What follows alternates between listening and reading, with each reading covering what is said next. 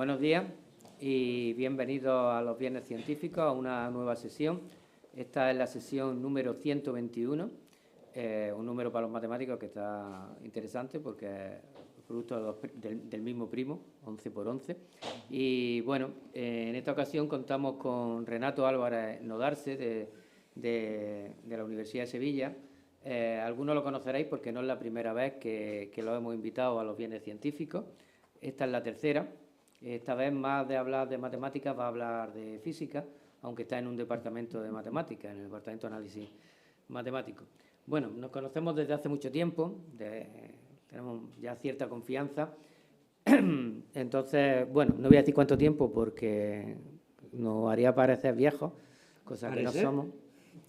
Y bueno, la presentación más exhaustiva de nuestro ponente, ya hablando un poco más formal, pues la va a hacer el vicedecano de Física, Antonio Puerta, puesto que la conferencia de este viernes científico la habíamos planeado en el sentido de física matemática.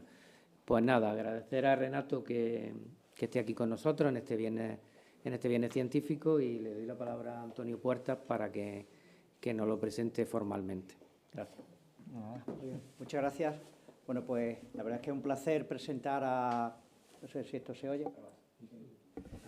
Presentar a Renato Álvarez. Renato es de origen cubano, como ahora detectaréis inmediatamente por su acento que no ha perdido, orgullosamente no ha perdido. Estudió física y matemáticas en la Universidad de Moscú, allá por una década del siglo XX, y posteriormente se especializó en física, concretamente en física nuclear, pero luego hizo el doctorado ya en España, en la Universidad Carlos III, en análisis matemático, ¿vale? Después se incorporó a la Universidad de Sevilla, al Departamento de Análisis Matemático, que es donde está hasta la actualidad. Bueno, además de su trayectoria más académica, pues también tiene una trayectoria divulgadora, escribe en el boletín matemático en el boletín del Instituto Matemático de la Universidad de Sevilla, en el IMUS, y bueno, ha impartido muchas charlas de divulgación, además de las puramente de investigación, ¿no? Entonces tiene, como detectaréis inmediatamente, pues tiene mucha capacidad para transmitir esa ilusión por la ciencia que caracteriza a los grandes divulgadores. Bueno, simplemente, además de la presentación, por lo que quiero es recordar que en el año 2025 se cumplió el centenario, así lo reconocieron los organismos internacionales, el centenario de la mecánica cuántica, aunque no tiene una fecha concreta en la que digamos, aquí tenemos la mecánica cuántica y hasta antes todo lo que teníamos era clásico. Pero bueno, se reconoce que en el 1925 ya estaban todos los pilares sentados para la mecánica cuántica y se estableció como la fecha de nacimiento, ¿vale? Y por eso en el año 2025, pues el año 2025 se declaró Año Internacional de la Física, realmente era de las tecnologías cuánticas, queriendo reconocer que no es solo la física cuántica, sino también toda la tecnología que se derivó de la aplicación de la física cuántica en muchos dispositivos que hoy tenemos en nuestras manos, ¿no? Y que no somos capaces de soltar ni un minuto. Pero bueno, no vamos a meternos en otros problemas. Y nada más, simplemente dejamos a Renato, vamos a disfrutar con la conferencia y the floor is yours. Vale, muchas gracias. Muchas gracias. Habéis pasado intentando decir que soy estupendo, pues no, soy lo que sois. Yo y ya está. ¿Vale? Por supuesto, agradeceros que me hayáis invitado a esta charla. Como no tengo 7 horas para hablar, porque entre otras cosas pues tengo un avión, no puedo contaros el origen, pero efectivamente el año 25, el año pasado se cumplieron los 100 años de la mecánica cuántica, pero yo voy a empezar mucho antes, ¿vale? Voy a empezar a finales del siglo XIX, parafraseando a Morfeo de Matrix, los físicos se reunieron a celebrar que la física era una teoría completa. Por ejemplo, Michelson, el del experimento de Michelson-Morley, que determinó que la velocidad de la luz era constante independientemente del sistema de referencia, explicó o escribió en un librito muy chulo, este que está aquí referenciado, pues que... No funciona el láser. Sí, eso funciona. Lo que pasa es que no se ve en la pantalla. No se ve en la pantalla. Vale. Problema resuelto. No pasa nada. A ver, ¿dónde está? Si hace falta, bueno, da igual. Tendré que ser así, ¿de acuerdo? A la antigua, no pasa nada. Los hechos y leyes fundamentales más importantes de la ciencia física han sido descubiertas y están tan firmemente establecidas que la posibilidad de que alguna vez sean suplantados como consecuencia de nuevos descubrimientos es sumamente remota. Nuestros futuros descubrimientos deben buscarse en el sexto lugar de los decimales. Michelson era físico experimental, o sea, el futuro de la física era netamente experimental, ¿vale? Un poquito después, en una conferencia estupenda que dio Lord Kelvin, William Thomson, escribió que la belleza y claridad de la teoría dinámica, que afirma que el calor y la luz son modos de movimiento, en la actualidad están empañadas por dos nubecillas.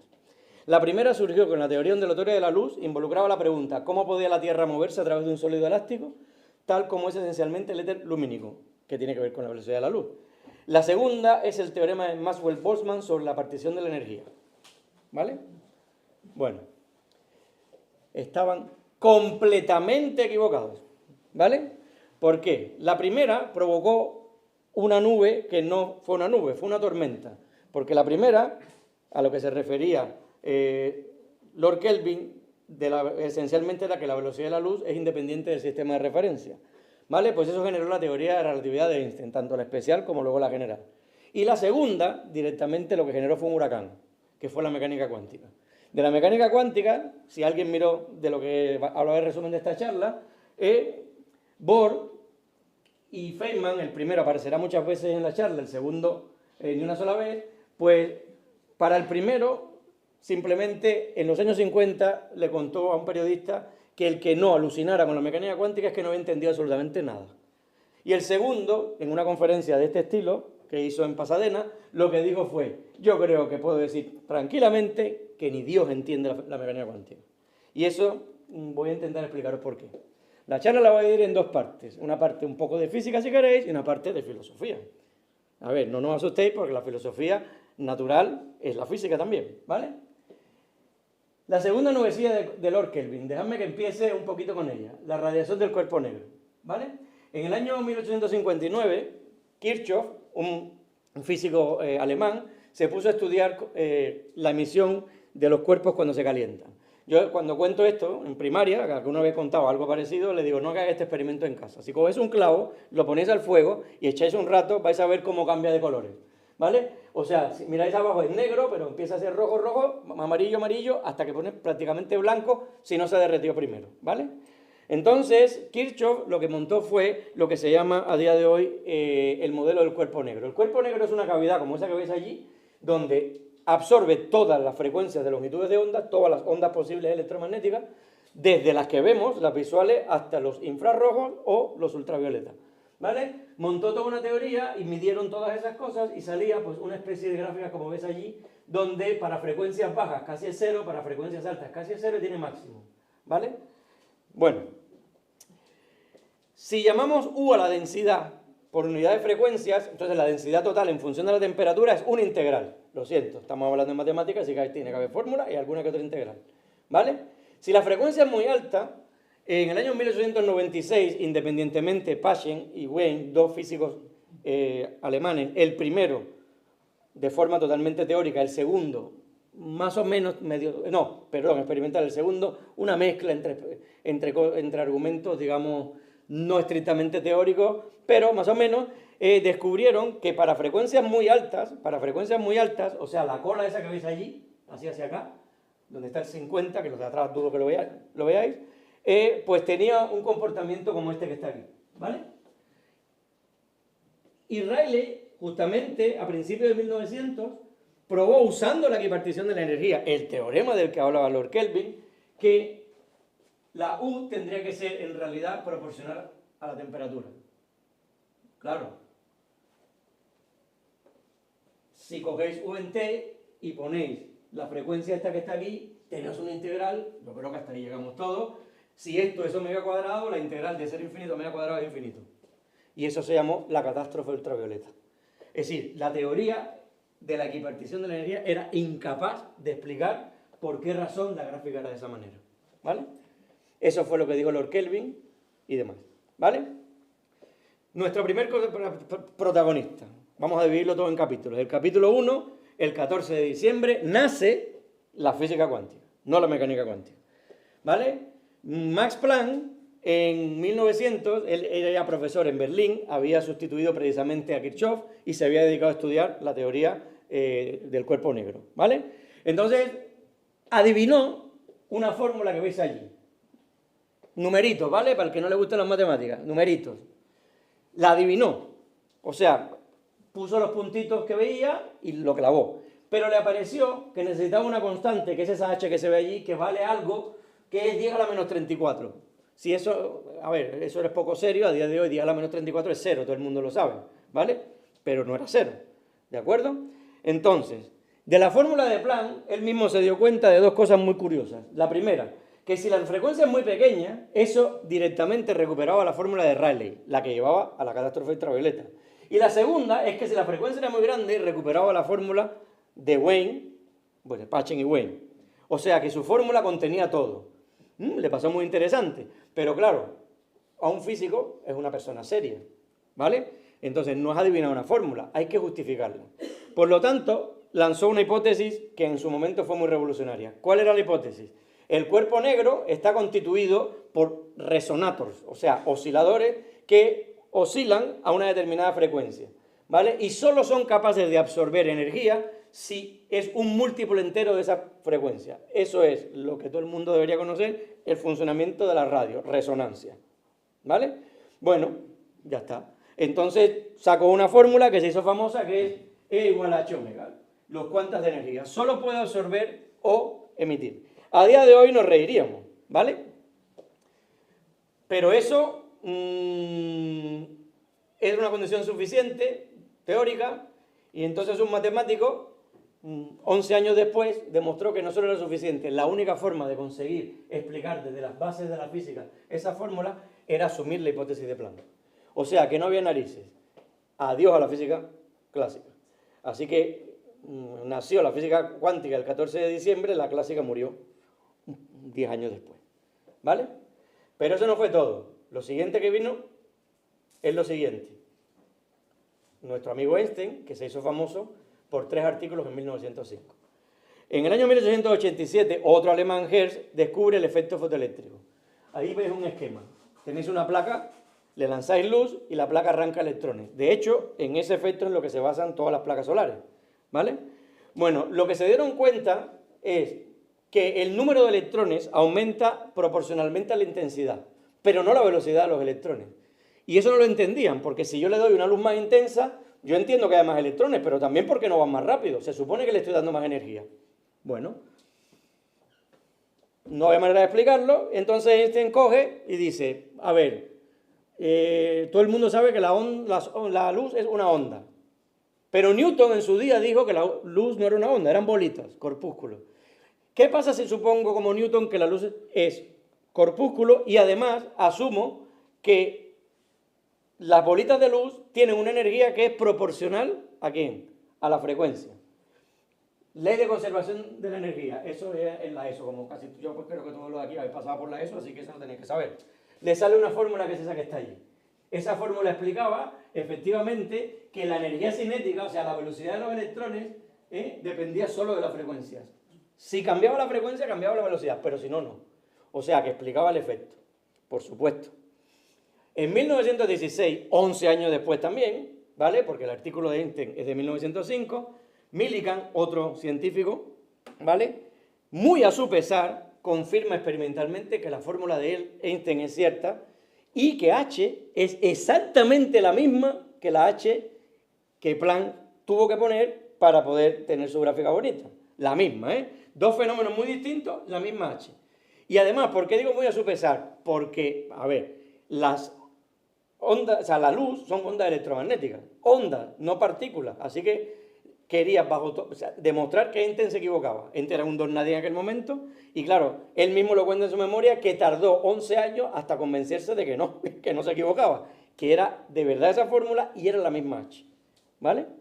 Bueno, un paréntesis, muchos años después, un científico americano, Compton, descubrió que al irradiar con rayos X materiales, los rayos X, o sea, la longitud de onda de los rayos X son ondas electromagnéticas, cambiaba en función del ángulo de la dispersión. Si medía, o sea, imagina que tiro aquí y o sea, se va a distintos lados. Pues en función de qué ángulo esté midiendo, pues la longitud de los rayos X cambiaba, y eso era algo absurdo. A no ser que fueran bolitas con energía h omega y con un impulso que él dijo que era proporcional a quién, a la omega, con la misma h de quién, de Planck, como os enseñé antes.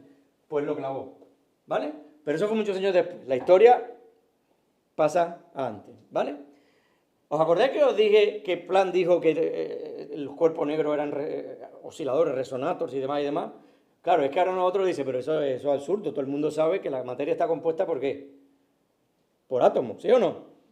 A ver, primero, las preguntas me las hacéis a lo largo de la charla, ¿eh? Al final de la charla, yo no, a no ser que me invite a cerveza, no respondo preguntas. Segundo, voy a hacer preguntas a los demás. Si alguien no cojo, voy a coger voluntarios. Los dos primeros estáis perdidos, porque son los primeros que tenéis allí, ¿vale? En 1900 no se sabía cómo era la materia. No tenían ni idea.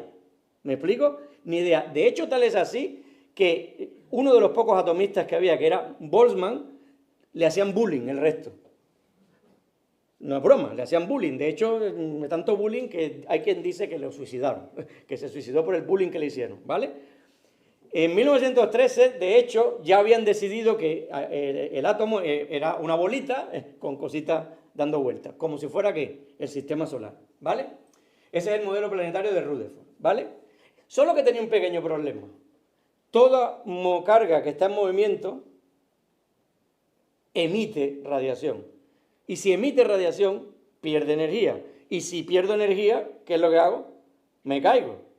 Eso no es ningún problema. Si yo tardaría 10 a la 25 millones en caerme, no pasa nada. Pero si tardo 10 a la menos 11, yo no estaría dando esta charla. Porque la materia no sería como estable. Así que algo fallaba. Otra cosa que pasó muy curiosa fue que a finales del 19 empezaron a estudiar lo que llamaban los espectros de los elementos. Y descubrieron, por ejemplo, en el hidrógeno, un profesor de instituto alemán, Balmer, que era aficionado a la ciencia, descubrió que el hidrógeno pues emitía y absorbía, esto es absorción, por eso el color, estos son negros, que son absorción, esto es de emisión, unas líneas espectrales que era el DNI del elemento. De hecho, de esa manera, gracias a esos espectros, sabemos de qué están constituidas las estrellas, ¿vale? Bueno, pues lo que descubrió fue una fórmula curiosísima, y es que esas líneas, para explicarlas, eran proporcionales a una constante, que se llama constante de Rydberg, multiplicada por la diferencia de unos numeritos. Y lo que era llamativo es que esta K y esta N solo eran números enteros, 1, 2, 3, 4, 5, etc. ¿Vale? Bueno, en 1913, Niels Bohr, del que hablé al principio, postuló que el electrón solo podía estar en ciertas órbitas. ¿Por qué? Porque si no te cae, y si te cae, pues no existimos. Así que él, porque se llama Bohr, decidió que solo podía estar en ciertas órbitas, ¿vale? Las órbitas permitidas tenían que ser tales que el electrón, su momento angular, que es la masa por la velocidad por el radio, era, chan chan, un múltiplo entero de h, la constante de Planck. ¿Por qué? Porque me llamo Niels Bohr, ¿vale? Y además, suponiendo eso, si miráis los circulitos que están allí, 1, 2, 3, pues las líneas aquellas que tenía del espectro se corresponden cuando un electrón salta de una órbita permitida a otra órbita permitida, ¿vale? Pues nada, el tipo cogió, sacó 4 cuentas, cuando veas esto por aquí, los estudiantes que le hemos obligado a venir para que hagan deberes, eso significa deberes, ¿vale?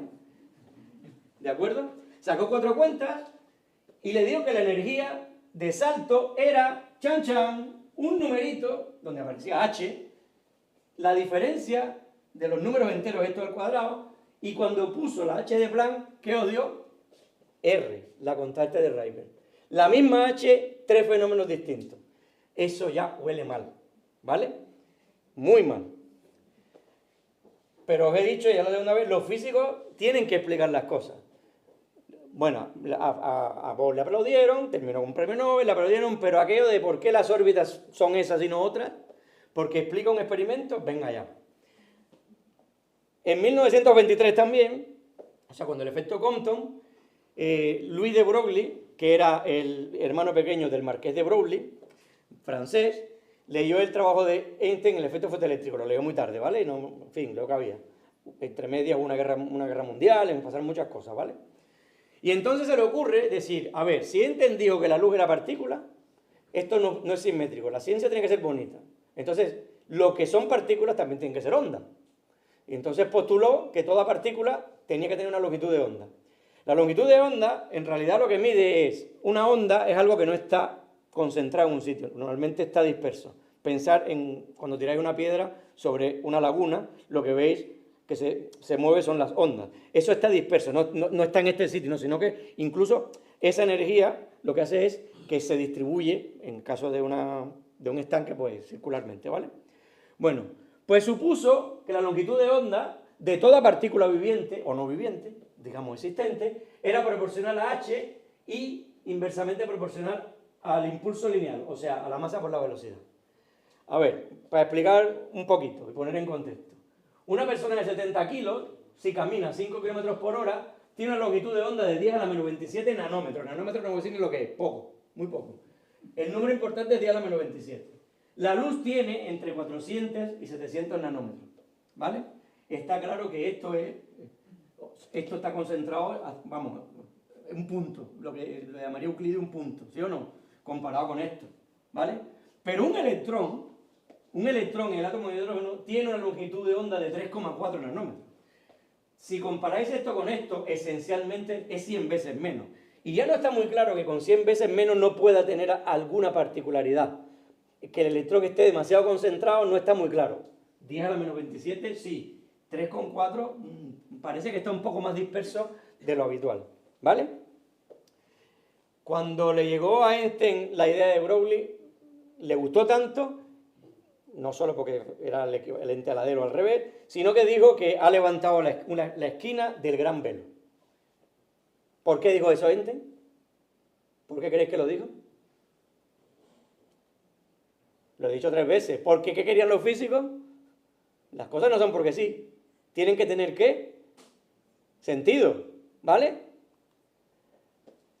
Imaginad que vosotros cogéis el lambda y tenéis el impulso, esas dos fórmulas son equivalentes.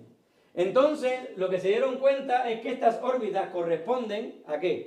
Si yo cojo y calculo la longitud de la circunferencia y lo divido entre la longitud de onda, eso era un número entero. Es decir, que el electrón dando vueltas estaría en una onda estacionaria, el equivalente a tocar la cuerda de una guitarra o la cuerda de un piano. Y eso tenía más sentido, porque eso significa, espera, para que tenga sentido mi partícula, si lo considero como onda, es una onda estacionaria, o sea, los dos extremos, si queréis, los juntáis. Y solo están permitidas esas. Automáticamente, de todas las órbitas posibles, mirad lo que salía. Que el momento angular, la fórmula mágica de Bohr, tenía sentido. Los físicos estaban contentos. Vale. Pero en la física hubo un tipo hace muchos años, mucho más viejo que todo esto, que se llamaba Galileo. Suena, ¿verdad?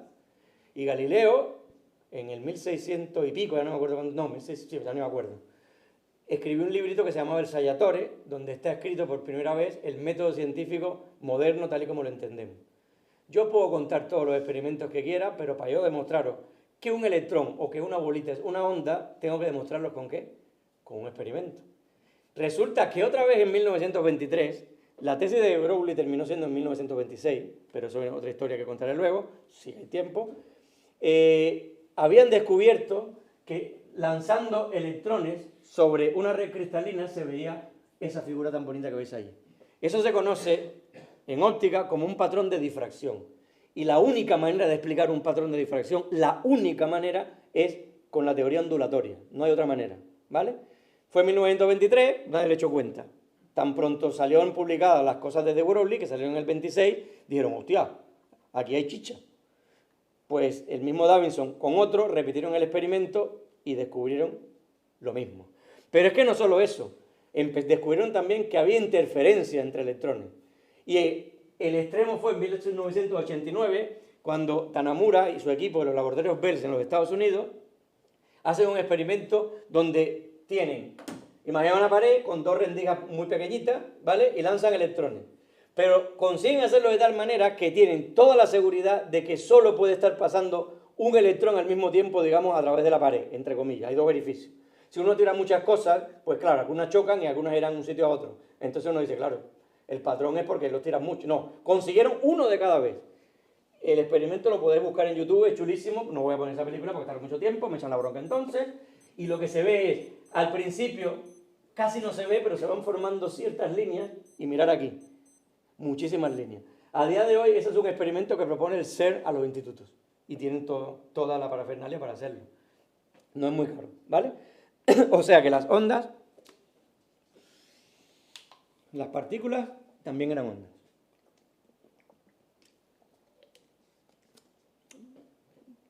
Muy bien. Pero todo esto parece fruto del azar. ¿La física clásica en qué se basa? Venga. ¿En qué se basa la física clásica? ¿Cuál es el principio fundamental? La ley de Newton, la mecánica. Principios naturales y filosofía, o sea, los principios de la filosofía natural. Ahí está todo. Newton montó un programa que se llamaron mucho después. El programa de Newton es entender todo a lo mecanicista. Lo que decía Kelvin en la segunda transparencia. ¿Vale? ¿De acuerdo? Entonces, a partir de eso podéis construir todo, incluida toda la historia ondulatoria, porque se puede aproximar a lo fluido, digamos. ¿Vale? Todo lo que he contado hasta ahora no había ninguna teoría, nada. Todo lo que he contado no había primeros principios, no había una teoría de los Newton. No había una mecánica... Uy, se me olvidó a mí poner esto. Siempre lo quito y... ¿Vale? Bueno. Capítulo 5, nace la mecánica cuántica. Hasta ahora hemos estado desvariando. ¿Vale? Ojo, hasta ahora hemos tenido la palabra cuántica, pero nunca he dicho mecánica. Siempre que he dicho física. ¿Vale? Bueno. Werner Heisenberg, ese chaval que veis allí, descubre en junio de 1925, con 20 y pocos años, ¿vale? Que tiene que... Él puede explicar ciertas cosas. Bueno, la historia de Heisenberg es de larga. Cuando esta charla en la Universidad de Sevilla, después con los asistentes y muchos de los alumnos nos fuimos a un bar a tomar cerveza y entonces a explicarla, porque si no, no había manera, ¿vale? Pero el caso es que este chaval se fue a trabajar a Göttingen con Max Born, que había sido alumno de Hilbert, ¿vale? Y entonces lo habían mandado allí porque había tenido una bronca monumental con Wayne, el de la fórmula de Welt del principio, que era experimental, y este no quería saber nada de experimento y por poco lo suspenden haciendo el doctorado, ¿vale? El caso es que se fue bien lejos a Göttingen a trabajar en cosas más teóricas. ¿Y en qué estaban en aquel tiempo todo el mundo? Hasta 1925, por lo que he contado, todo era mecánica, todo era física cuántica. Entonces se le puso a dar vuelta y vuelta y vuelta, cogió o sea, eso fue en abril o mayo, creo que fue abril o mayo, era alérgico, cogió una alergia monumental, yo no sé a qué, al olivo no, porque en Alemania no hay olivo, ¿vale? Y se fue a una isla del norte, que siempre se me olvida cómo se llama, y eso que tengo un amigo que vive en esa isla, sacando cuentas, se llevó todas sus cuentas, un libro de Goethe, el dramaturgo, poeta y todo lo que queráis alemán, y se fue allí. Y un día tuvo una epifanía, literalmente, estaba encima de se le ocurrió una cosa, se fue entonces por la madrugada a ver el amanecer encima de una roca. ¿Y qué descubrió? Después se fue, sacó las cuentas y descubrió que las magnitudes físicas, por ejemplo, la energía, por ejemplo, la posición, por ejemplo, la velocidad, ya no iban a ser numeritos. Ahora aquí iban a ser tablas. Y esas tablas son tales que yo tengo que multiplicarlas. Pero lo curioso de la historia es que descubrió cómo podía evolucionar una de esas magnitudes. Por ejemplo, pensé que la X es la propia ¿qué? La propia posición. La derivada de la posición, todo el mundo sabe qué cosa es. La velocidad. Pues se puede escribir de esa manera. Pero si miráis un poquito, vais a ver que está puesto h por x menos x por h. Y en condiciones normales, h por x menos x por h, ¿cuánto vale? 0. A él no le daba 0. Porque se dio cuenta que sus tablas no eran conmutativas. Multiplicar a por b no es lo mismo que multiplicar p por a. ¿Vale?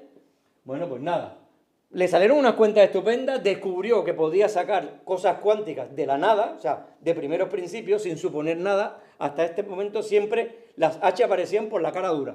estas órbitas van a ser no sé qué, vamos a suponer que no sé cuánto, vamos a suponer que las órbitas... Aquí no había nada, solo una regla de correspondencia que no la entendía ni Dios, y ahora voy a contar.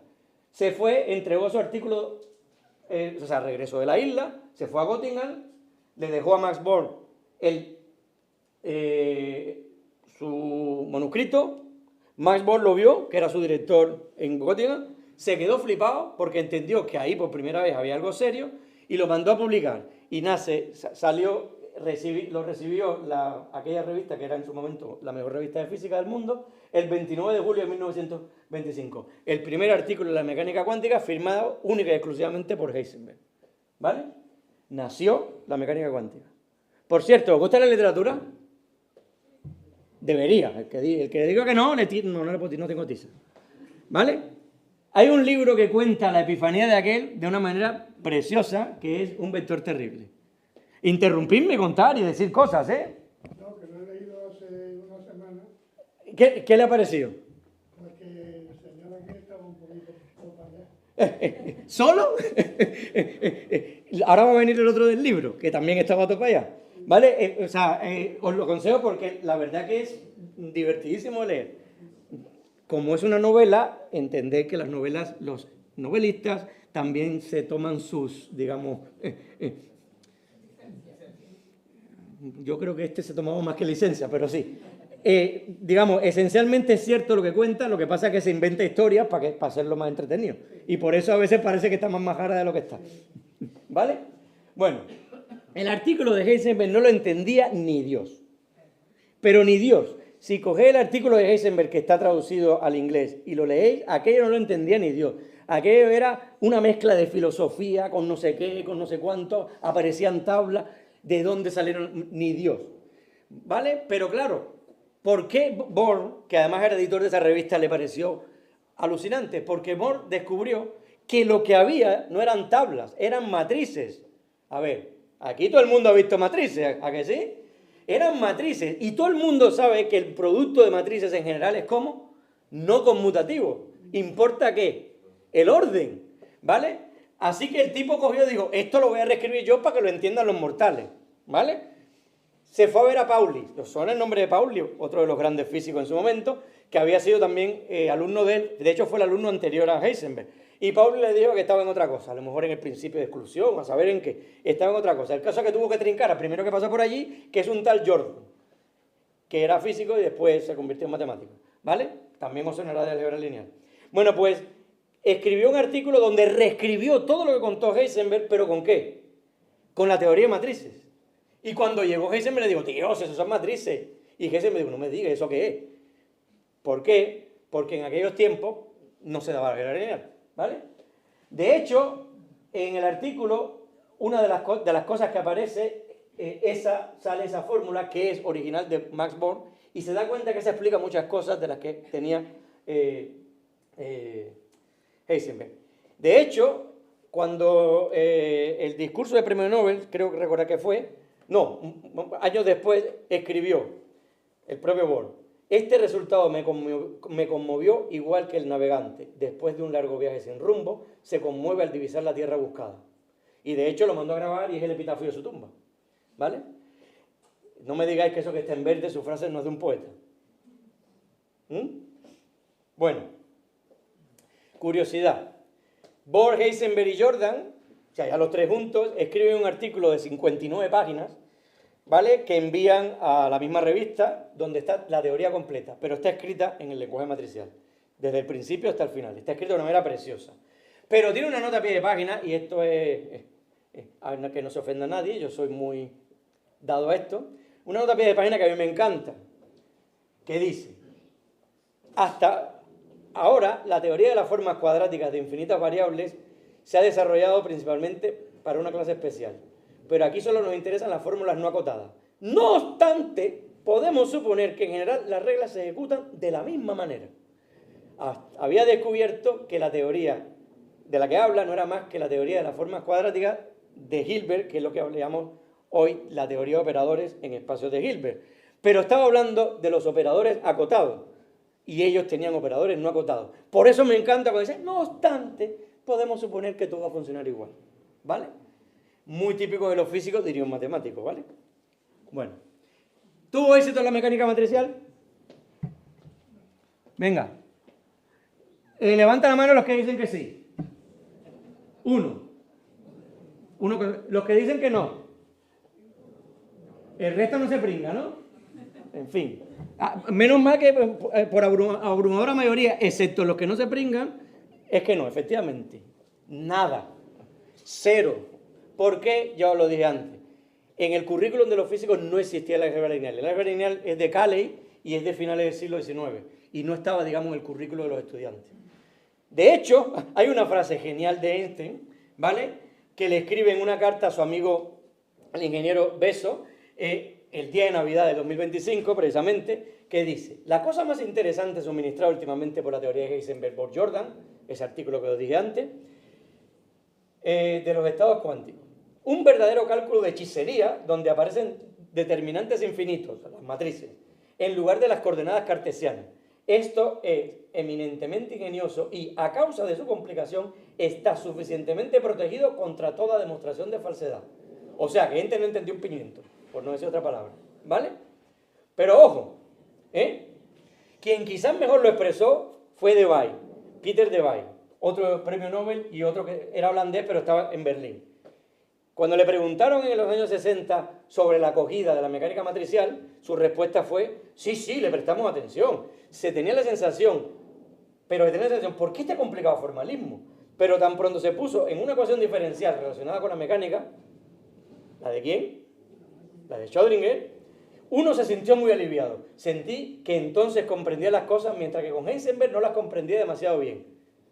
Podría haber dicho, no comprendía nada, pero pues igual. Muy poco después, recordar, 19 de julio, se me olvidó, el de los 3 hombres, de 59 páginas, lo enviaron a la revista en noviembre del 25 y apareció publicado a principios del 26, ¿vale? En la Navidad de 1925, como cuenta también el librito de abajo, se fue de juerga. Hay quien dice con un amante, en fin, yo lo dejo ahí. ¿A dónde? Bueno, a ver, tampoco hay que exagerar. ¿Ves las licencias que se toman algunos?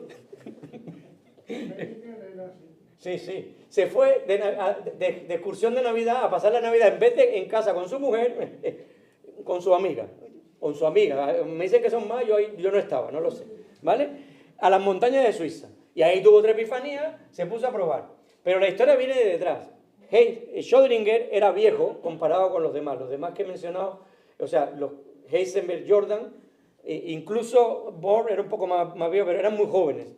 Tenía 40 años y era un matemático consumado. Por ejemplo, conocía ecuaciones diferenciales a la perfección. Y había conseguido la cátedra que dejó Planck en Berlín. Y entonces, un día en un seminario, le dijo precisamente Debye: Schrödinger, ¿tú has visto la tesis de un tal de Broglie? Se dice que la materia es onda, a lo mejor es que lo que hay que buscar es una ecuación de onda. Entonces se puso a buscar una ecuación de onda, se pegó cabezazos contra la pared 1000 veces hasta que dio con esta ecuación que está ahí, que todo el mundo la conoce porque es la ecuación de Schrödinger. En realidad, primero fue la ecuación estacionaria, o sea, la que no depende del tiempo, la que explicaría las ondas estacionarias sobre las órbitas de los electrones. ¿De acuerdo? Bueno, pues nada. Puso el potencial cero, la solución le salió la onda de Broglie. Genial. Ya puedo explicar porque la hipótesis de Broglie de primeros principios. Segundo, puso el potencial de átomo de hidrógeno y obtuvo la fórmula de Bohr. Eso fue una bomba. Ya podía explicar todo lo que los otros se habían sacado de la manga. ¿Vale? Pero, ¿qué es lo que le quieren todos los físicos? Que las cosas tengan sentido. ¿Quién es Phi? ¿Qué significado tiene Phi? Resulta que Phi no es Dios quien la mida, ¿vale? Bueno, Schrödinger se fue a dar charla, tuvo una pelea con Einstein que estaba primero muy contento, después ya no estaba nada convencido, porque Schrödinger, o sea, lo que decía era una cosa muy simple, ¿vale? Lo que pasa es que las partículas no son más que un paquete concentrado de ondas, ¿vale? Oye, está bien, un paquete concentrado y ya está. Solo que había un problema. Si chocan dos paquetes concentrados de onda, la teoría ondulatoria lo que dice es que se dispersan. O sea que cuando choquen dos electrones, adiós a los electrones. Y yo sigo dando la charla, todavía no me he dispersado. ¿Vale? ¿Eso qué significa? Que esa teoría no iba a ningún sitio. Y ahí es donde entra Max Born.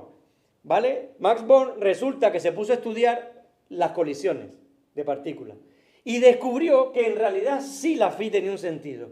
La phi era tal que su módulo al cuadrado daba una densidad de probabilidad. Es decir, yo no podía saber si una partícula está aquí, donde tengo mi mano, mi uña esta que está aquí, pero sí podía saber con qué probabilidad puede estar ahí. ¿Me explico? Yo no sé si está aquí o no, pero sé con qué probabilidad puede estar aquí o no. O sea, que si yo pongo un detector aquí, yo puedo predecir con qué probabilidad de vez en cuando aquí aparezca un electrón. Bueno, eso, si no soy consciente del disparate que digo, porque lo que dijo es que la física, la mecánica cuántica no podía predecir, tenía que ser per se una teoría como probabilística o estadística. O sea, ya no había determinismo, ahora solo había probabilidades. De hecho, escribió en su artículo, aquí surge todo el problema de determinismo. Desde el punto de vista de nuestra mecánica cuántica no hay ninguna magnitud que en ningún caso determine casualmente el resultado de la colisión. Yo mismo me inclino a renunciar al determinismo en el mundo de los átomos. Pero esa es una cuestión filosófica para que los argumentos físicos por sí solos no son decisivos. ¿Vale? Al mismo tiempo, los otros estaban peleándose para entender otra cosa. Y entonces fue cuando se vino el mundo abajo. ¿Vale? Vamos a hacer un experimento matemático. Imaginad por un momento que vosotros tenéis una función de onda como aquella. Esa puede ser solución de cierta ecuación de Schrödinger. Si vosotros cogéis y suponéis que Bohr tenía razón, entonces lo que se descubre es que la media, o sea, cuando calculáis la posición de un electrón, en media la posición correspondiente a aquello que está allí es x sub 0, y en media el impulso, o sea, la masa por la velocidad, es p sub 0. ¿Vale? O sea que más o menos diría, pues sí, más o menos siempre lo ves por aquí en media. Pero claro, todos los que saben un poquito de estadística saben que la media sola no sirve de nada. Necesitas también que la dispersión o la varianza. Si cogéis la dispersión de ella, entonces resulta que cuando multiplicáis la dispersión o los errores probabilísticos, eso siempre era igual a h partido por 2. O sea, que por muy chico que queráis tener delta x, entonces delta p no puede ser muy chico. Porque el producto siempre da un número que, ¿cómo es? Distinto de cero. Pero entonces, entre tanta pelea, recibió una carta Heisenberg de su amigo Pauli que decía: podemos ver el mundo con el ojo de las P y podemos ver el mundo con el ojo de las Q. Las P eran las velocidades, las Q las posiciones. Pero si abrimos ambos ojos juntos, entonces nos volvemos locos. ¿Por qué? Porque dándole vueltas a eso, Heisenberg descubre lo que hoy día se llama el principio de incertidumbre de Heisenberg. Que lo que dice es que si calculáis, digamos, la incertidumbre en las posiciones por la incertidumbre en las velocidades, grosso modo, eso siempre es mayor o igual que un número positivo. Nunca podéis medir con precisión absoluta este y este al mismo tiempo, porque su producto nunca puede ser tan chico como queráis. Eso fue una bomba que destruyó por completo la concepción ¿de qué? De la física. Ahora sí había muerto, la mecánica cuántica había matado, asesinado con alevosía y todo lo que queráis a la física clásica. ¿Vale? Bueno, la bronca llegó a tales extremos que en el año 1927 se celebró una conferencia Solvay, ¿vale? Única y exclusivamente dedicada a este tema. Solvay fue un multimillonario belga que le interesaba la ciencia y se hizo de mecenas de la ciencia y organizó a las mejores mentes del mundo en un hotel de lujo donde tenían champán y todo lo que quisieran, pero eso sí, tenían que discutir y llegar a cosas. Eso de hecho es famoso por dos razones. La primera, porque está la foto que le llaman la foto más inteligente del mundo. Es la foto donde mayor concentración de premios Nobel nunca ha habido, ¿vale? ¿De acuerdo? Estoy hablando de premios Nobel en ciencia, llamémoslo así. Podéis mirar las caras, reconoceréis algunos, ¿vale? Bueno, pues el 18 de marzo, casi hoy, pero 100 años antes, el 18 de marzo, Schrödinger, que por supuesto hablaba peste de todo lo demás, sí. Solamente está como mujer Marie Curie, solo. No hay ninguna más que A partir de 1932. decir apenas está sentada ahí, solamente la... A partir de 1932 aparecen más. Eso es un experimento una vez con fotos de Solvay. Hasta ahí prácticamente ninguna mujer se dedicaba a la ciencia. Bueno, en astronomía, sí. Sí, pero es que astronomía que no contaba. Ya, vale. Estaban hablando de otra cosa, efectivamente. De hecho, en las próximas que aparecen físicas teóricas. Aparece la hija de Marie Curie y aparece también, siempre se me olvida, la de la fisión, la de la fisión, ¿cómo se llama? Bueno, ahora me acordaré luego. Meinel, eso es. Bueno, lo que demostró Schrödinger es que matemáticamente eran equivalentes la mecánica matricial y la mecánica ondulatoria. De hecho, al demostrarlo, cogió tal depresión que decidió dejar la física, literalmente. Y hay una broma por internet que se decidió dejar la física y prácticamente la dejó. Vamos, la física seria, ¿vale? Este problema de interpretación a lo Bohr, si era probabilístico o no, terminó en una bronca, pero una pelea tremenda, entre los que eran defensores de la mecánica cuántica como una teoría cerrada y completa, que explicaba perfectamente el mundo microscópico no relativista, y por otro lado, entre comillas, los más viejos, que decían que no, que aquí fallaba algo, ¿vale?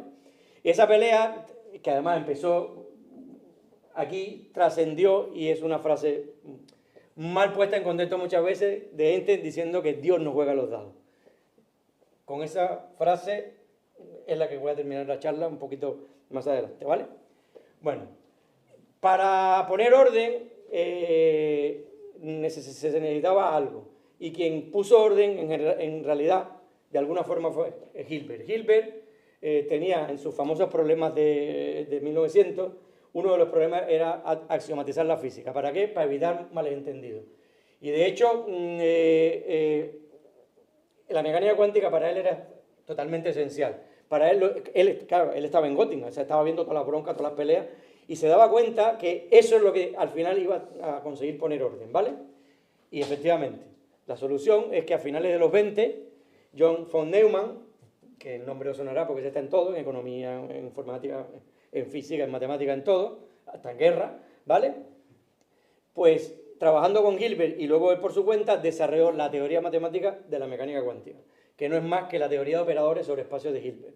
Y tuvo que desarrollar además la teoría de operadores no acotados, aquella que esperemos que funcione bien. Decíamos, pues sí, afortunadamente funcionó bien, pero es altamente no trivial y mucho más complicada que la otra, ¿vale? Eso terminó en un libro que es un clásico hoy día todavía, que se llama Los fundamentos matemáticos de la mecánica cuántica, un libro de 1932 que está traducido al castellano, la última edición la prologa Sánchez Ron y es preciosa. De hecho, al principio tiene una historia muy bonita de todo, ¿vale?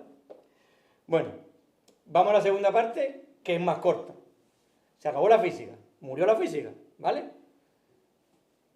Pero la segunda parte es que todo tiene que tener sentido, pero no solo en la física, sino en general, ¿vale?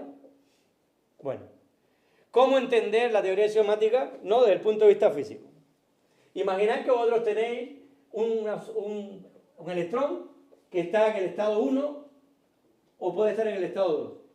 La física cuántica lo que dice es que puede estar en una combinación de los dos. Pero la pregunta es, si en el estado 1 tengo energía 1, en el estado 2 energía 2, ¿qué tengo aquí? ¿Qué tengo ahí? ¿Alguien sabe o no? Pues ni idea. Pues hagamos experimentos. Si hago experimentos, lo que resulta ser que lo que demostraron los experimentos es que cuando hago experimentos, muchos experimentos, y mido la energía, unas veces tendré aquí, tendré energía 1 y otra vez tendré energía 2. Y la probabilidad con que me dé una energía u otro tiene que ver con los numeritos que están aquí delante. Pero eso tenía una implicación, y es que yo no sé nunca lo que pasa hasta que, ¿qué? Hasta que no haga el experimento. Oh, eso es... ¿Cómo explicar eso? Pues nada, yo tengo antes del experimento algo que es una combinación, no tengo ni idea cuál es, hago el experimento y el experimento lo que hace es darle un martillazo a uno de los dos estados y desaparecerlo. La respuesta es A. Hasta que no observemos, todo es posible. Cuando observamos, solo nos queda una cosa. Eso los físicos lo llamaron el colapso de la función de onda. ¿Vale? Bueno.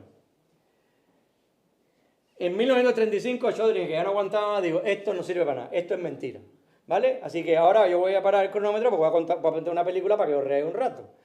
Yo voy a contar lo que todo el mundo ha escuchado sobre el gato de Schrödinger, ¿vale? Pero no lo voy a contar yo, mejor lo va a contar un experto, ¿vale? Calvin, do you have anything to say that has anything to do with, what I'm talking about? Well, let's see. We might consider Schrödinger's cat. Schrödinger. Is that the woman in 2A? No, that's Mrs. Grosinger. And she doesn't have a cat. She has a Mexican hairless, annoying little animal.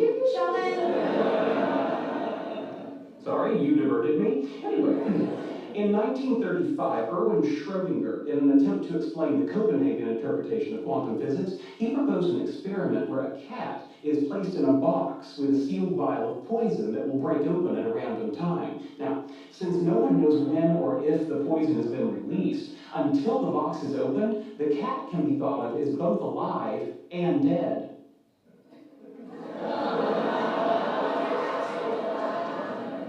I'm sorry, I don't get the point. Of course you don't get it. I haven't made it yet. You have to be psychic to get it, and there's no such thing as psychic. Sheldon, what's the point? Just like Schrödinger's cat, your potential relationship with Leonard right now can be thought of as both good and bad. It is only by opening the box that you'll find out which it is. Okay, so you're saying I should go out with Leonard? No. Let me start again. In 1935, Por supuesto que te lo explico bien, ¿vale?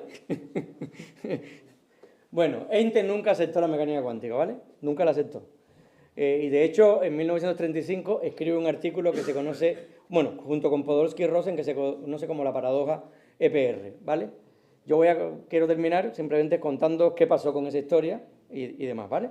Imaginad que tenéis una función de onda que determina si una partícula tiene un spin hacia arriba o hacia abajo. Da igual lo que sea el spin, una flecha para arriba o una flecha para abajo.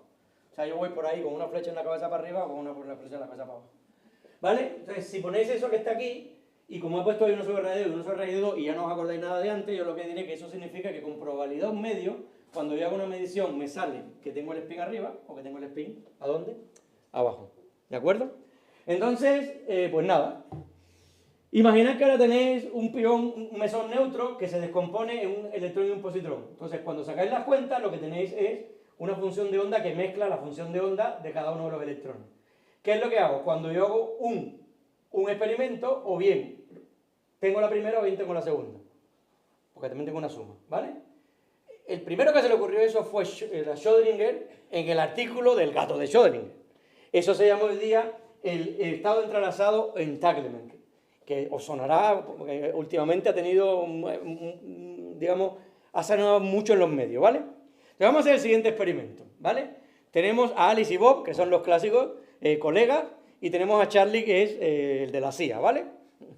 Entonces, Charlie le envía a Alice y Bob 2 partículas iguales en el estado entrelazado, o sea, 2 partículas exactamente iguales. Imagina que le mando el mesón, uno a cada uno, que están con esta que está aquí, con esta función de onda. O sea, tenéis por un lado esto que está aquí, el electrón tiene que estar para arriba, el positrón para abajo o viceversa.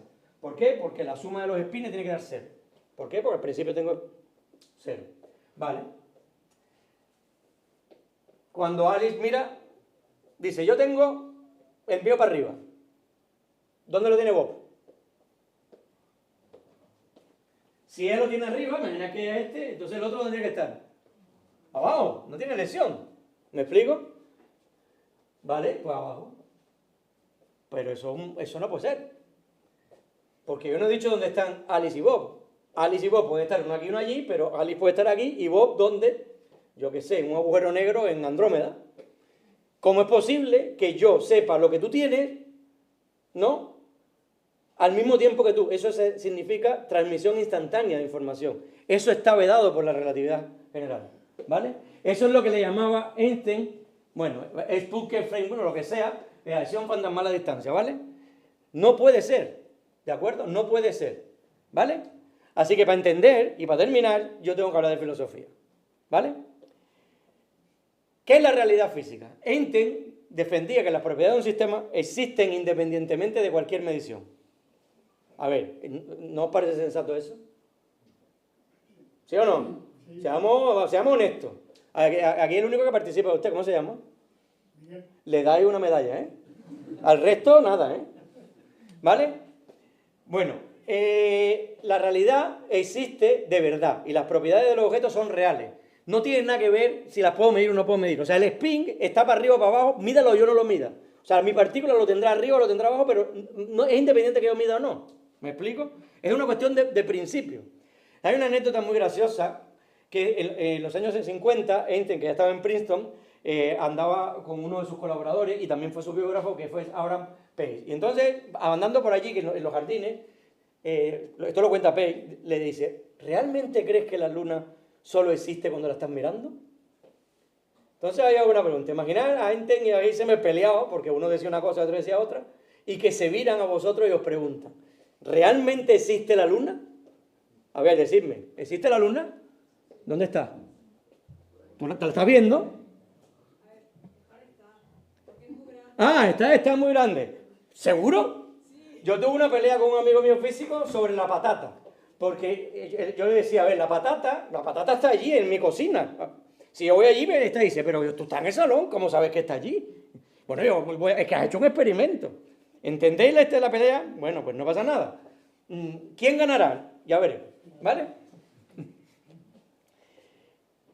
La realidad tenía que venir definida, según Einstein y demás, de la siguiente forma.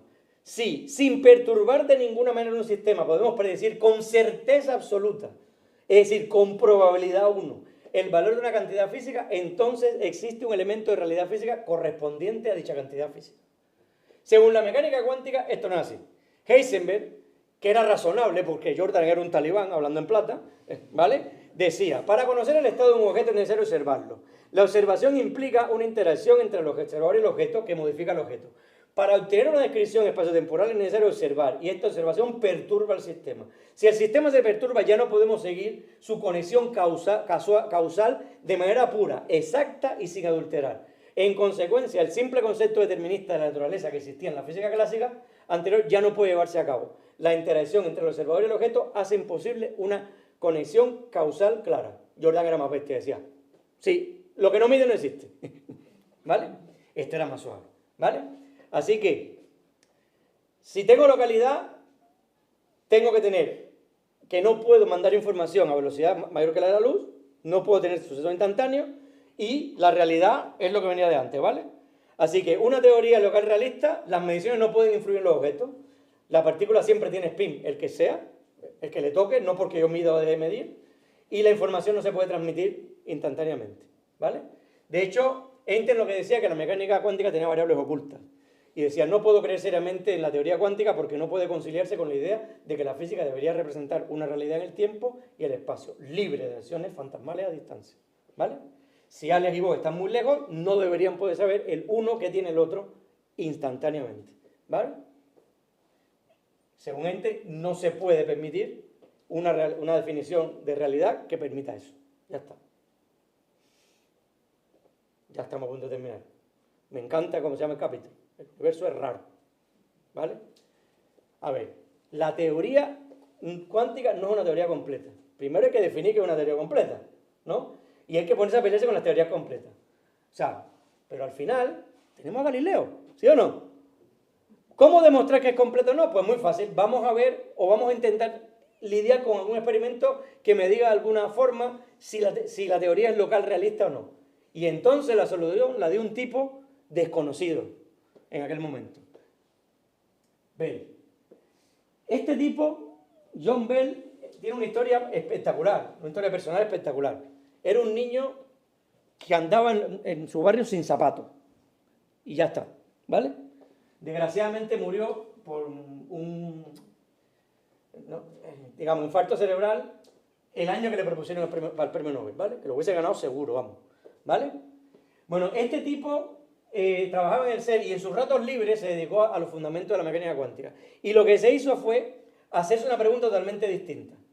Si las propiedades de un sistema físico son reales y locales, ¿cuáles son las consecuencias experimentales? ¿Vale? La solución fue totalmente inesperada. Y voy a volver a mis colegas. Imaginad que tenemos a los tres protagonistas otra vez. Imaginad que tenemos ahora un estado entrelazado de ese tipo, ¿vale? Donde van a medir una cantidad A y B, ¿no? Que en realidad van a medir aleatoriamente, las A son A sub 0, A sub 1, A sub 2, y estas son las reglas. A sub 0 y A sub 1 solo pueden tener valores más menos 1, B sub 0 y B sub 1 también solo pueden tener valores más menos 1, ¿vale? Entonces, lo que vamos a hacer es, si A sub 0 sale 1, es que es pin para arriba, A sub 0 sale menos 1, es pin para abajo, ¿no? Que no cambie la celda mención. En una teoría realista, supongamos que el experimento se hace de forma que yo no interfiero con el otro, que se vaya bien lejos, no que sabe lo que hace, en fin, una teoría local. Vale, vamos a calcular esto. Olvidado lo que está escrito ahí, vamos a calcularlo ahí. Mirad la suma que está allí. A0 más A1, por los números que he dado, o vale 1, o vale 2, o vale 0. ¿Vale? Y el otro también, claro, cuando A0 más A1 vale 0, el otro vale más menos 2, depende de los signos y viceversa. O sea que hagáis lo que hagáis, esta M siempre vale más o menos 2. ¿Vale? Si la teoría es realista, esto vale más o menos 2. ¿De acuerdo? Bueno, ahora vamos a suponer que la probabilidad de que hagan sus mediciones en el estado real, ¿no?, sea P y que no dependa de nada. Yo no sé, la probabilidad no depende de nada. O sea, esta probabilidad puede depender de cualquier cosa. Perdón, no depende de lo que os dé la gana, variable lo que queráis, me da igual. Porque os la voy a medir como experimentalmente. Una probabilidad de que yo no tenga, antes de que hagan sus mediciones, mi estado iba a estar aquí, en uno dado, ¿vale? Esa probabilidad yo la tengo antemano. Si es realista y local, yo la sé. ¿Me explico? Y no puede cambiar con ningún experimento. Pues sacáis la cuenta, y la probabilidad esta que está aquí es esta, esto era más menos 2, con lo cual, si esto siempre es más menos 2, la probabilidad ya sabéis que está entre 0 y 1, así que esta media siempre es menor o igual que ¿quién? Que 2. ¿Vale? Muy bien. Si una teoría es local realista, esto es menor o igual que 2. Y ahora vea la genialidad. El experimento mental de John Bell es mucho más retorcido, así que voy a coger otro mucho más sencillo del que ahora os mencionaré. Imaginad que queréis medir esas cosas que están allí. Eso es para los que sean físicos, lo importante es B0, B1, para los que son físicos, las sigmas son las matrices de Pauli que describen el spin, ¿vale? Pero olvidado, B0 y B1, ¿vale? Entonces, si yo me creo de verdad la teoría cuántica, yo sé que la media tengo que calcularlo usando la regla de Bohr. La regla de Bohr lo que hace es las medias de probabilidades. Estos son los símbolos. Yo tengo que calcular estas cosas y cuando quiero calcular estas cosas descubro que esta y esta valen 1 sobre raíz de 2 y aquí hay un menos, esta vale menos 1 sobre raíz de 2. ¿Vale? Sumad, por favor. ¿Cuánto os queda? 3 raíz de 2 menos menos, ¿no? Con lo cual me queda 3 sobre raíz de 2, 2 raíz de 2, que es mayor que ¿quién? Que 2. La mecánica cuántica no es real. Y para acabar, ¿qué tendría que hacer yo? Todo esto es mental, ¿eh? Todo es una paranoia mental que voy a contar, un experimento. ¿Tengo que ir a dónde? Al laboratorio. ¿Vale? Este tipo que está allí, bueno, primero John Clausen, un postdoc, en los años 70 en Berkeley, decidió implementar el experimento de Bell. De hecho, no implementó el de Bell, sino el que os conté antes, ¿vale? Aquí tenéis la maquinota, ahí tenéis al chaval. A ver, el chaval jovencito, ¿lo veis? ¿Vale? Por otro lado, este señor francés y este alemán hicieron sus cuentas y demás, y resulta que en el 2022 le dieron el premio Nobel porque verificaron experimentalmente la desigualdad de Bell. O sea, la mecánica cuántica resulta que no es que local realista. Bueno, como conclusión, la mecánica cuántica no la cumple, pero ojo, eso no significa que la mecánica cuántica esté mal, ni que la mecánica esté bien, no, ni que es incompleta, ni que es completa. Lo único que implica es que no es local realista, ¿vale? No es local realista, ¿vale? Y para acabar, eso se lo he robado a Pedro Gómez y Esteban González, que tiene un blog de divulgación espectacular, que lo que dice es, hay otra cosa que tampoco dice el teorema de Bell, aunque a veces se oiga por ahí. No dice que si se incumple la desigualdad, la cuántica tiene razón. Es perfectamente posible que haya una teoría más completa, mejor, más precisa que la cuántica. Pero lo que quiera que sea, que reemplace a la mecánica cuántica, no puede ser una teoría, no puede ser una teoría local realista. En otras palabras, la cuántica es rara y tal vez esté equivocada, pero no es rara porque esté equivocada, es rara porque el universo también lo es.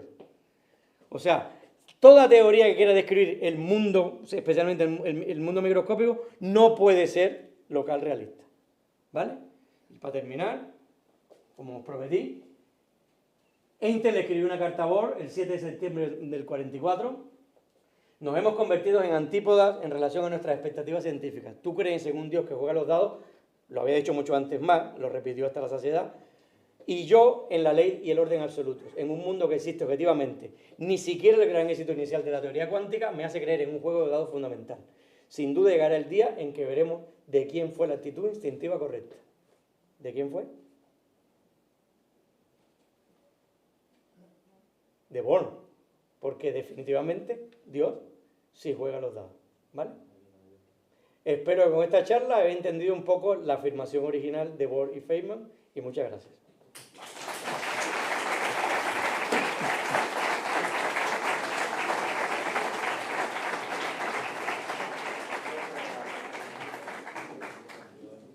Bueno, pues muchas gracias. Ya os decir que era muy buen divulgador y ha transmitido, yo creo, toda esa ilusión.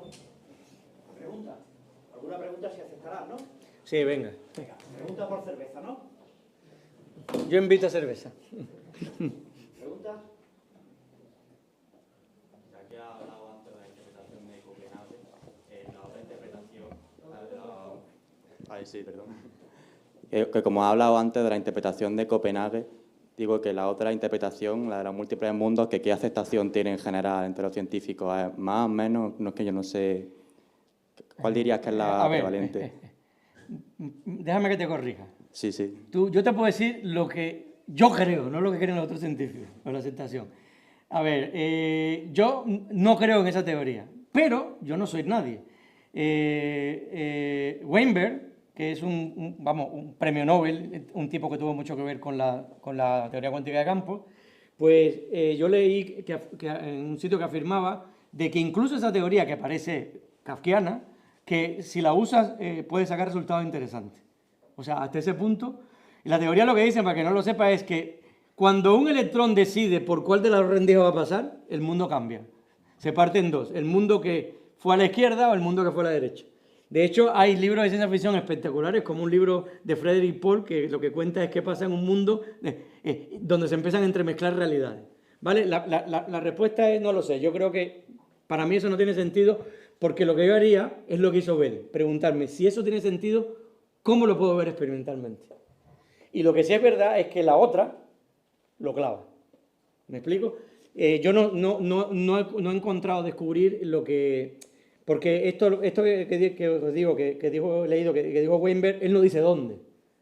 Fueron unas entrevistas que dio y él lo comenta, pero no dice dónde. Entonces yo no he tenido tiempo de buscarlo, además tendría que rebuscar mucho hasta encontrar algo de eso. Y no he encontrado a nadie que me lo cuente. Pero esa es muy buena. No tengo ni idea, pero si Weinberg lo dice, habría que creerle, digo yo. Pero lo que sí sé es que con la cuántica lo clavas. O sea, que lo otro, que yo sepa, no te aporta nada distinto que la cuántica. De hecho, hay otra teoría, entre medias, que no tengo que contarlo a todo, y es que el que vino antes fue Born, otro físico, y Born, que fue el primer experimento que dije antes del de Bell, fue Born el que lo redujo, el que se le ocurrió, el de los piones. Ese tiene una interpretación distinta. ¿Vale? Pero el experimento que hicieron estos tipos en los años 70 acabó con todo lo demás. Y al final no hay variables ocultas. Es igual que hay una variable oculta.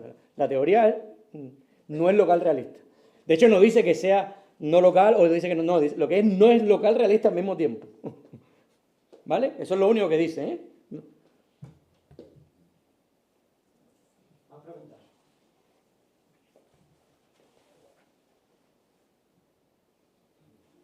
Venga. Venga, te pregunto yo. ¿Qué pasó con el formalismo de Heisenberg?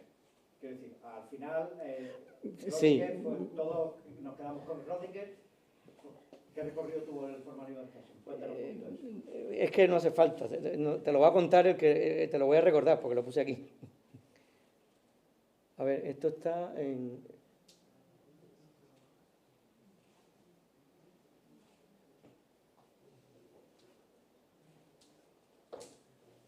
Después que apareció Heisenberg, hubo una ecuación diferencial. Uno se sintió muy aliviado. Sentí que entonces comprendía las cosas, mientras que con Heisenberg no las comprendía demasiado bien.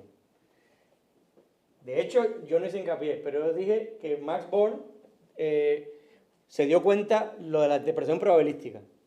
¿Sabéis cómo lo resolvió? Con la ecuación de Schrödinger. O sea, no lo hizo con el formalismo de ellos, sino con la ecuación de Schrödinger. Es decir, efectivamente, si vosotros cogéis un libro... Hay un par, yo os puedo después decir la referencia que queréis, hay un par de libros espectaculares que está pensado para, digamos, mecánica cuántica para matemáticos. Llamémoslo así. Uno que se llama mecánica cuántica en espacios de Hilbert. Y el autor tiene un nombre, el apellido es rarísimo, a mí siempre se me olvida, ¿vale?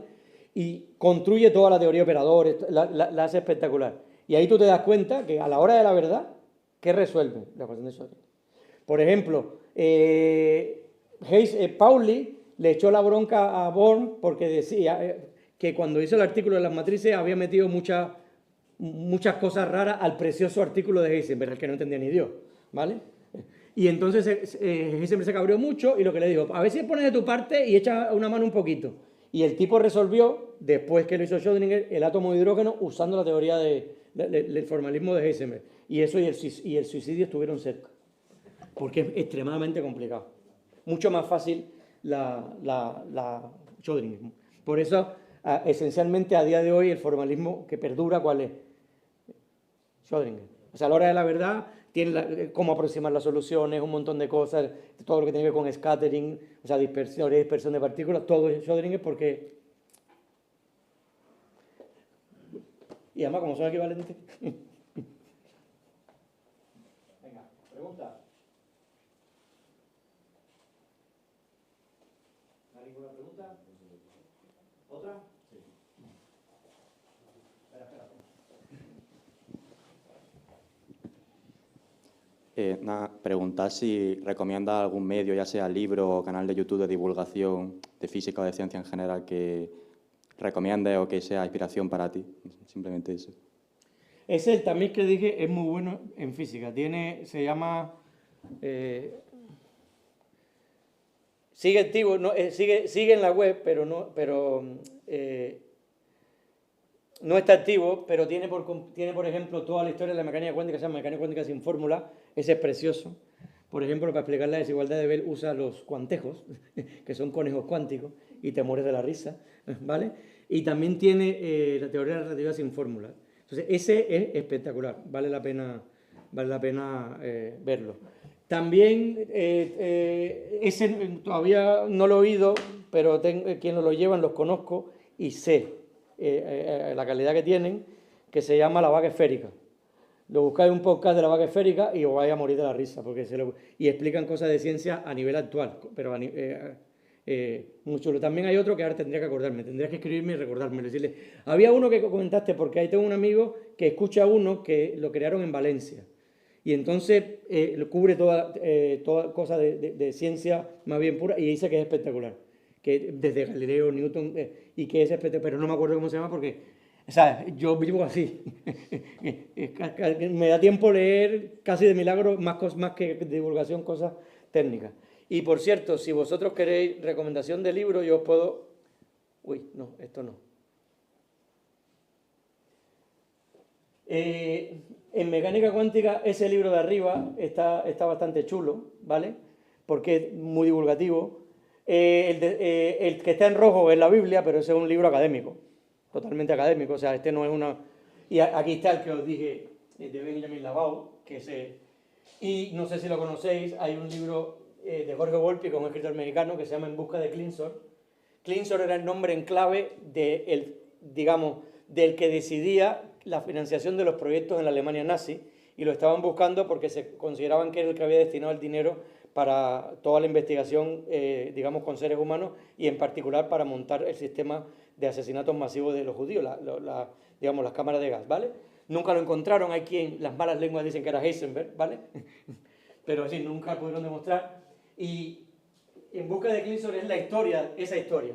Pero como no podía ser más, lo que te cuenta entre media también es la historia de la mecánica cuántica. Y ese solo de la mecánica es precioso también.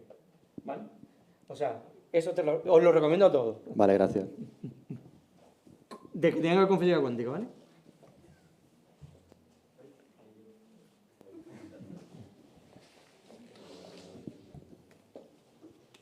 Me ha encantado la charla. Eso Gracias. era una máquina. Yo tengo una pregunta, bueno, es más bien si podrías comentar, porque el experimento de la doble rendija me parece súper interesante y creo entender que tiene como una cosa rara, que es que si el observador, o sea, si hay una persona observando el proceso de la doble rendija, el patrón de aparición de cuando incide el electrón es diferente a cuando no lo están observando. Por si lo podrías comentar un poquillo. Eso no tengo ni idea de lo segundo. Es decir, no tengo ni idea de que hayan hecho ese experimento. El que sí tengo idea es el que yo enseñé antes, que lo han repetido hasta la saciedad, es conseguir que los electrones pasen uno con otro y conseguir el patrón. ¿Cuál es el problema? A ver, la mecánica cuántica y especulación, eso es 100%. Y esto es filosofía pura otra vez. La mecánica cuántica describe el mundo de lo microscópico. Tú no lo ves con tus ojos. Entonces, la pregunta es, imagínate que tú estás observando el experimento desde aquí están lanzando los electrones allí. Tú no ves absolutamente nada, porque no puedes ver los electrones. O sea, la pregunta es, si tú no ves absolutamente nada, ¿tú crees que tú puedes estar interviniendo en el experimento? Ah, pero un momento. Tú puedes decir, bueno, pues si estoy mirando, no, pero es que si tú miras, lo que realmente estás viendo es la reflexión de fotones que viene hacia ti. Tú no estás enviando fotones hacia allí. Entonces, esa es una pregunta, ¿y mis fotones, en caso de que mandar algunos, pueden interferir o no? O sea, la conciencia no va a interferir. O sea, el resultado, lo que dicen ellos esencialmente es que como tú mides en el experimento, la máquina te da el resultado. Pero la máquina es una máquina. De hecho, ¿sabéis por qué hizo Chadring el experimento del gato? La culpa es de von Neumann. Von Neumann escribió su libro en el 32 y encontró un problema que es el que dices tú. Si yo tengo que hacer un experimento, o sea, si yo tengo que mirar para ver cómo es la realidad, entonces tenemos un problema, ¿no? ¿Cómo describes? O sea, yo necesito hacer el experimento, necesito interaccionar con lo que esté midiendo para conocer la realidad. Pero entonces, si yo te estoy interfiriendo, yo tengo que entrar en la ecuación también.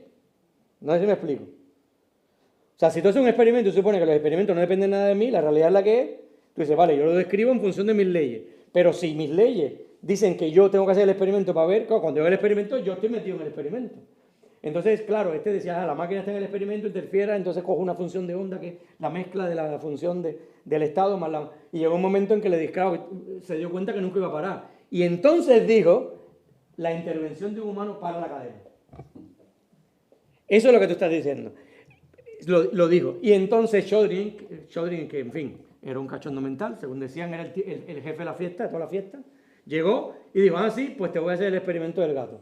Yo voy a coger lo que contó Sheldon, un gato, lo meto en una caja, no sé cómo está el gato, pero voy a poner una de estos de veneno que explota o no en función de si ha habido desintegración radiactiva o no, que es un fenómeno cuántico aleatorio.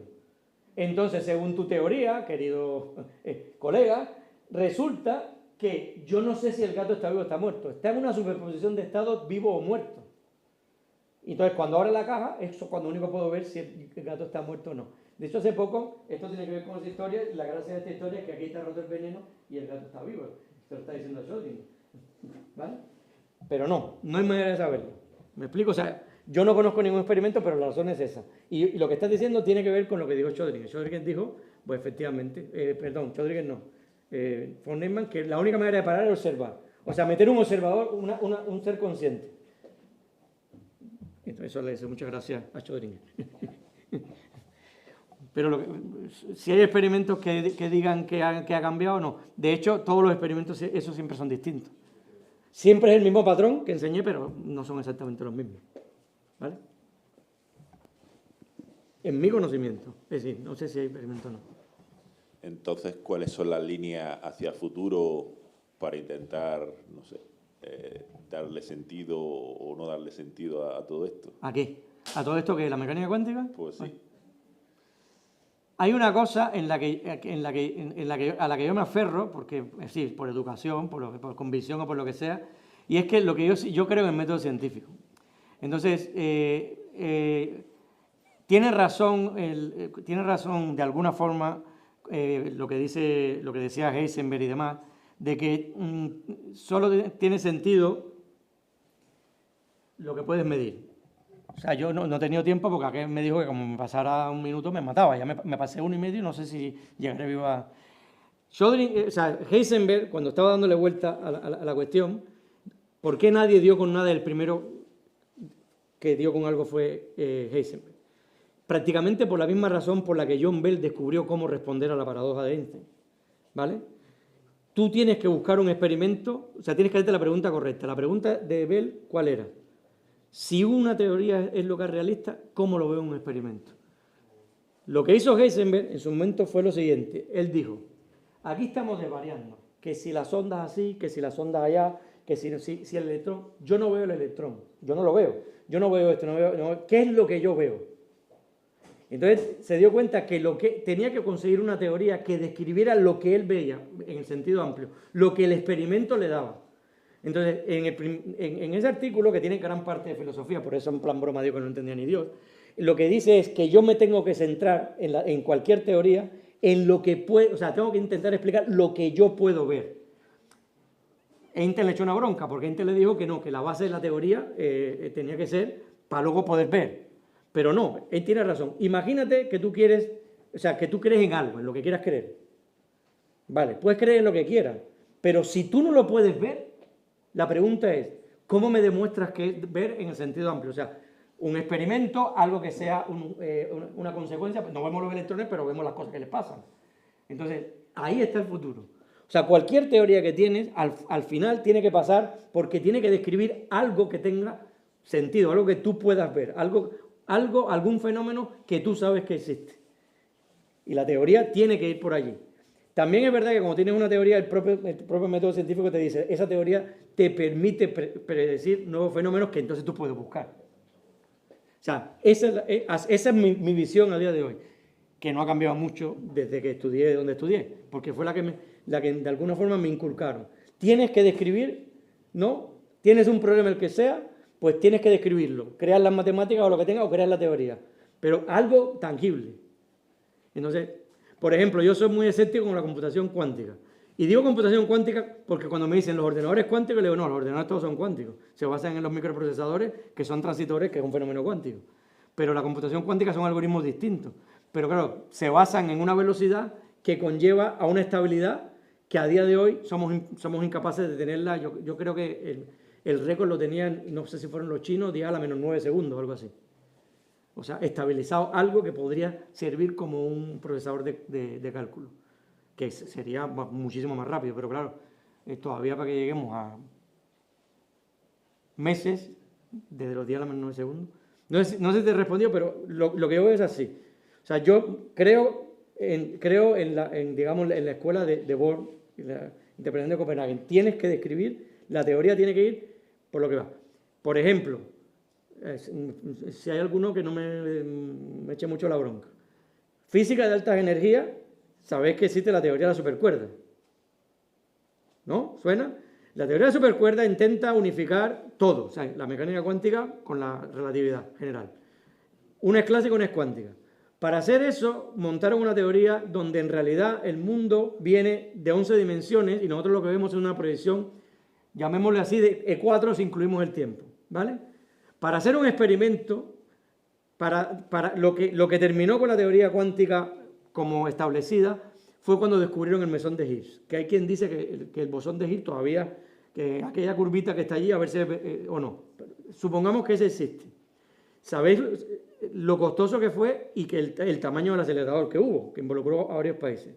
Bueno, para intentar llegar a las energías que se habla, para tener una idea si tiene sentido la teoría de cuerdas, estamos hablando de algo más grande que el sistema solar. La pregunta es, y hay científicos que lo han dicho, no vendáis frigoríficos en la Antártida. Esperad que se descongele hielo y hablamos, pero a día de hoy no lo vendáis.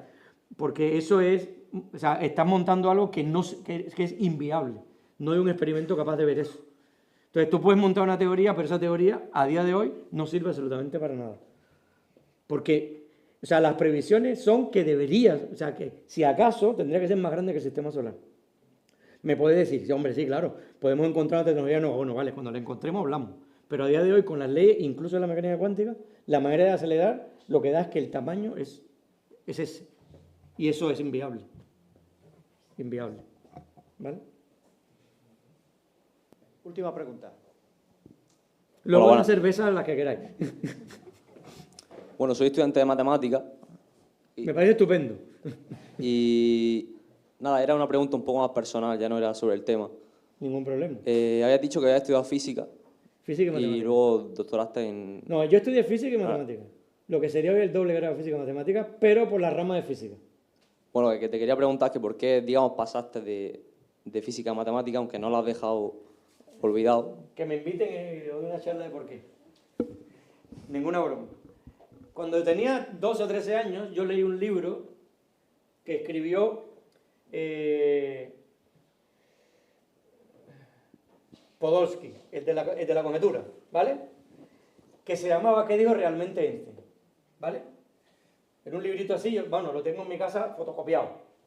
Yo creo que, o sea, en España no se editó en Argentina. El que yo tengo no tengo ni idea de dónde es, porque es una fotocopia. Y hay una versión en inglés, ¿vale? Que no me acuerdo ahora cómo se llama. Porque lo puedo buscar luego, porque lo tengo en la charla, porque es una charla. Esto que estoy contando es una charla que doy en los institutos. Entonces, yo descubrí dos cosas que me fascinaron. La primera fue, la velocidad de luz es constante, ¿no? No varía nunca. O sea, Einstein se hizo la siguiente pregunta. ¿Cómo ves el mundo encima de un rayo de luz? ¿Me explico? Si no puedes ir a velocidad más rápida, entonces si tú ves el mundo, ¿cómo lo verías? Todo está quieto. Porque la única manera de ver las cosas es con la sonda, ¿no? Entonces, a mí me fascinó. Pero lo segundo que me fascinó es que el perihelio de Mercurio, en vez de ser una elipse, es una cosa que da vuelta. ¿No? Es una elipse que va dando vueltas. ¿No sabéis? Pues esa cosa que da vueltas, creo que era 2 o 3 veces más rápido que lo que prevé la teoría de Newton. Eso significa que la teoría de Newton no explica bien la gravitación. Bueno, falso. La explica súper bien si no estás muy cerca de la fuente principal gravitatoria. Mercurio es el que está más cerca de eso. Entonces yo dije, yo tengo que entender esto. Estaba súper bien escrito, me fascinó y dije, me voy a estudiar física. Y me puse 12 años, seguí. Hice la selectividad que me tocó, me pegué todo, conseguí una de las 5 plazas para estudiar física en la Universidad de Moscú y allá que me fui. En primero de carrera, en álgebra lineal, un profesor se fue a la pizarra y en 30 minutos me demostró lo que se veía si estaba sentado encima de la velocidad de la luz, sobre un rayo de luz, con el álgebra lineal y la teoría de matrices ortogonales. Y yo dije, espera un momento. Las matemáticas tienen mucho que decir. Y entonces me dediqué a estudiar matemáticas. Me metí en todos los cursos de matemáticas que pude meterme de oyente. Me iba y me peleaba con los profesores, porque quería entender. Y claro, me pasó, y yo, wow, ni de lejos, lo que voy a contar no lo entendería mal, porque luego lo leí, en la autobiografía de Einstein, él contó que él empezó en lo mismo. Él creía que la física iba con más o menos fórmulas sencillas y con ideas sencillas, hasta que tuvo que lidiar con ¿qué? Con la teoría general de la relatividad. Y entonces se dio cuenta que sus profesores, uno de ellos Minkowski, que le había dado geometría diferencial, no le estaba dando las herramientas que él necesitaba. Y esa fue y yo dije, esto lo descubrí hace 3 o 4 años, 5 o 6 años lo de Einstein. Dije, mira tú, qué casualidad, ¿no? O sea, por pura casualidad. Yo tuve el mismo cambio, descubrí que las matemáticas eran, y entonces me dediqué a las matemáticas. Pero también es verdad que parte de mi investigación siempre voy a la física a buscar problemas de la física. Von Neumann decía que todo el mundo sabe que las matemáticas se originan en la realidad, en explicar cosas naturales. Y que luego tienen un camino. Y lo que dice al final es que realmente cuando estás perdido en ese camino, dice, si te has perdido en el camino, dice, la única solución es regresar a la fuente. ¿Cuál es la fuente? Otra vez buscar problemas de la realidad. Y eso es lo que se ocupa la física.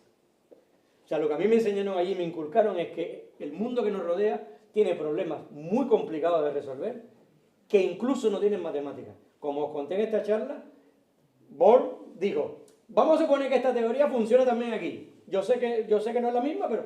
Y esas matemáticas generaron toda la teoría de operadores que conocemos hoy día. La C-álgebra estrella, la álgebra de von Neumann, la teoría de operadores no acotados, pues, de un problemita de nada, como era este, entre comillas, ¿vale? Esa fue la razón personal por la que cambié. Me sigue gustando la física, pero me apasionan las matemáticas. Muy bien, pues con esa frase terminamos, ¿vale? Venga, muchas gracias. A vosotros.